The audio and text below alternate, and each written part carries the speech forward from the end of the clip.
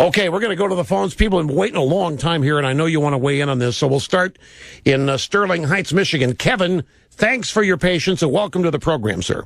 Hi, Russ. I'm a long-time listener, but a first-time caller, and I'm not nervous because I've never been afraid to speak to the truth, which is what you represent. Well, thank you so very much. One thing I've learned as a conservative is to not take anything at face value, but to do my homework. And as I was watching the First Lady last night speak, it just seemed somewhat contrived to me.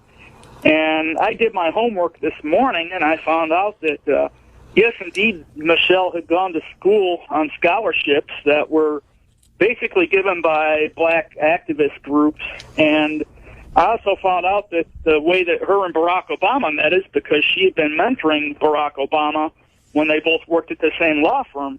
And the question came to my mind, why is he dressing shabby, garbage picking, and driving a car with a rusted hole in it when he's working for a law firm?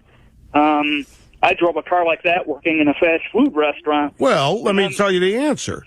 You've asked a legitimate question. Obama detested his work in the private sector. He has said, he wrote about it. He felt like he was had crossed enemy lines.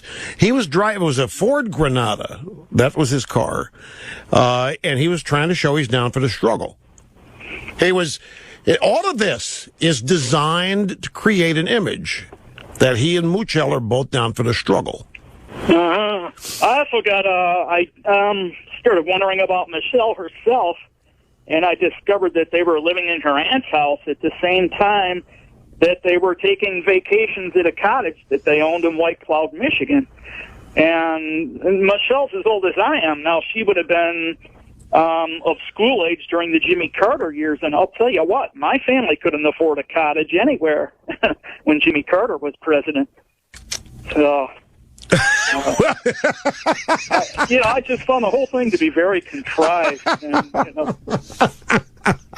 That's great. I love that. My family couldn't afford a cottage, a second house, and Jimmy Carter was president. Let me tell you, you're touching on some things here that happen to be true. Michelle nor Barack Obama ever had summer jobs. They did not work while they went to school. That's why, folks. The performance of that speech last night was incomparable. Maybe better than anything I've ever seen in the context of what it was for and the where it was given and what its purpose. And the little things that she was on a teleprompter, but you'd never know it. It was really professionally unassailable. It was on prompter. That was on prompter. But you wouldn't know it. That's how good it was. But it just wasn't true. And she didn't believe any of it. That's not what she would say if there weren't any constraints. That's not what she would say if they were up 10 points in the polls. That's not what she would say if they said, Michelle, go out there, let her, whatever's bugging you, whatever, you just let her rip. That's not what she would say last night. She wouldn't get anywhere near what she said last night. And Obama himself, he went on vacation to Indonesia, Pakistan, India. He's written about the family going on month-long vacations to the national parks, flying over from Hawaii. And yet last night they tried to paint this picture of poverty, abject poverty. Not just poverty, but real abject, rusted out car doors and shoes that are half size too small. Kevin, I appreciate the call. It's Marion Hughes.